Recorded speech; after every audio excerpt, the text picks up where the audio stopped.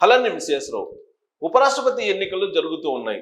ఒకవైపు రాధాకృష్ణన్ గారు ఎన్డీఏ, ఇంకొక వైపు ఇండియా కూటమి మద్దతుతోటి స్వతంత్ర అభ్యర్థిగా సుదర్శన్ రెడ్డి గారు ముఖాముఖి పోటీ జరుగుతుంది. లాంఛనమే రాధాకృష్ణన్ గారి గెలుపు. కానీ సుదర్శన్ రెడ్డి గారికి ఎన్ని ఓట్లు వస్తాయి అనే దాని మీద ఇప్పుడు ఆసక్తి నెలకొంది.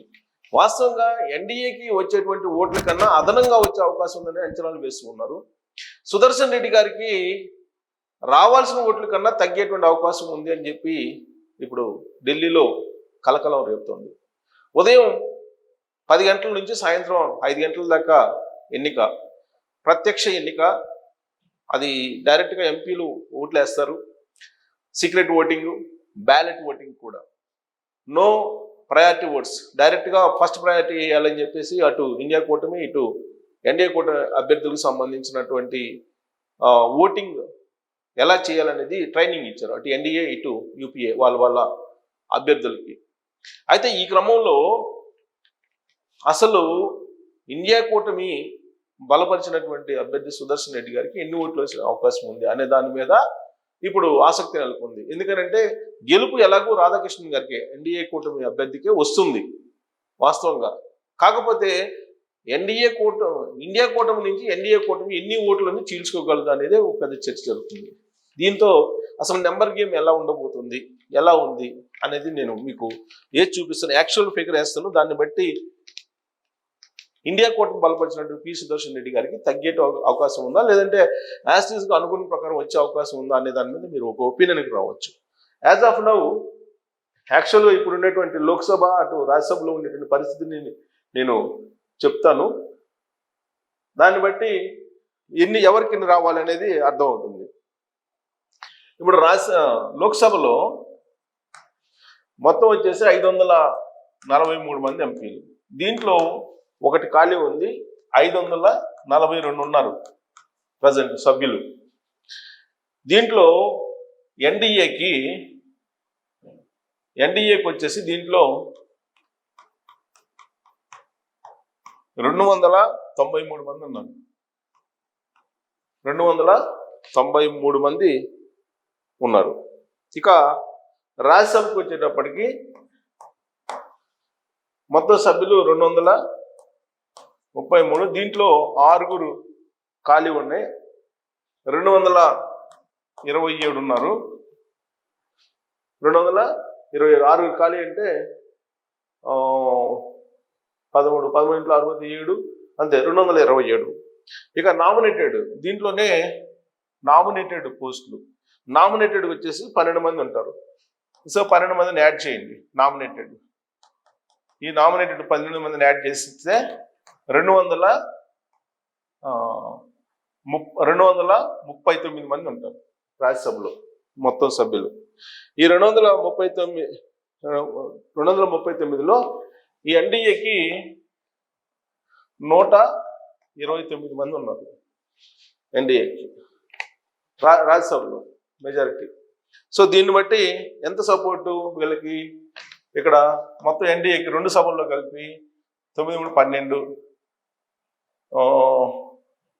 3 12 422 మంది సపోర్ట్ ఉంది. ఎవరికి?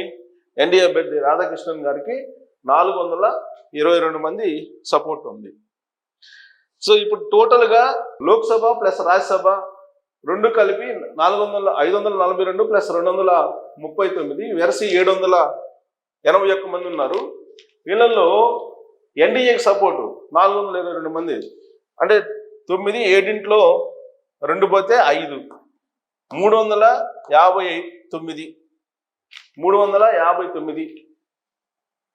359 మంది ఉన్నారు. ఈ 359 మంది యాక్చువల్గా ఎవరికి వేయాలి ఓటు? ఇండియా కూటమికి వేయాలి. కానీ BRS party plus BJD plus Shiromani Akali ప్లస్ ఇండిపెండెంట్లు మొత్తం కలిపి 14 మంది.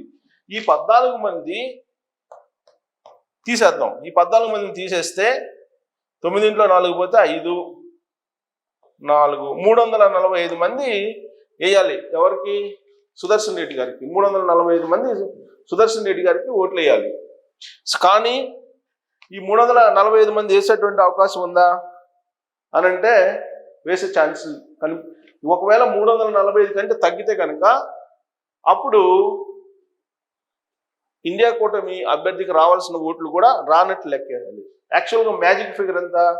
మ్యాజిక్ ఫిగర్ వచ్చేసి ఇప్పుడు మొత్తం వీళ్ళల్లో నుంచి 781, ఈ 781 మొత్తం ఉండేది. 781 నుంచి 14 మందిని తీసేయండి. 14 మందిని తీసేస్తే 11 పోతే 7. ఈ magic figure లెక్కేసుకుంటే 2 3 6, 2 8 16, 2 4 2 5 4. So 384 magic figure. ఈ 384 వస్తే సరిపోతుంది. ఎందుకు? హాజరయ్యేటువంటి వాళ్ళ సంఖ్య తక్కువ ఉన్నారు కాబట్టి. ఈ మ్యాజిక్ ఫిగర్ వచ్చేసి 384 వస్తే సరిపోతుంది. ఈ 384 422 ఆల్రెడీ ఎన్డీఏకి ఉన్నాయి. సో ఎక్స్ట్రానే ఉన్నాయి, ఇంకా మ్యాజిక్ ఫిగర్ కన్నా ఎక్స్ట్రానే ఉన్నాయి. అయితే ఇక్కడ మనం లాంఛనమే, అందుకే చెప్తుంది లాంఛనమే రాధాకృష్ణన్ గారు గెలిచేదని. కాకపోతే 345 రావాలి ఎవరికి? సుదర్శన్ రెడ్డి గారికి. మరి అవి వస్తాయా? అవి రాకుండా పోతే కనుక ఎంత తక్కువ వస్తాయి అనే దాని మీద ఇండియా కూటమిలో ఉండే ఐక్యత ఎంత అనేది బయటపడుతుంది. ప్రస్తుతం లోకేష్ గారు ఢిల్లీలో ఉన్నారు, తెలంగాణ సీఎం రేవంత్ రెడ్డి గారు ఢిల్లీలో ఉన్నారు.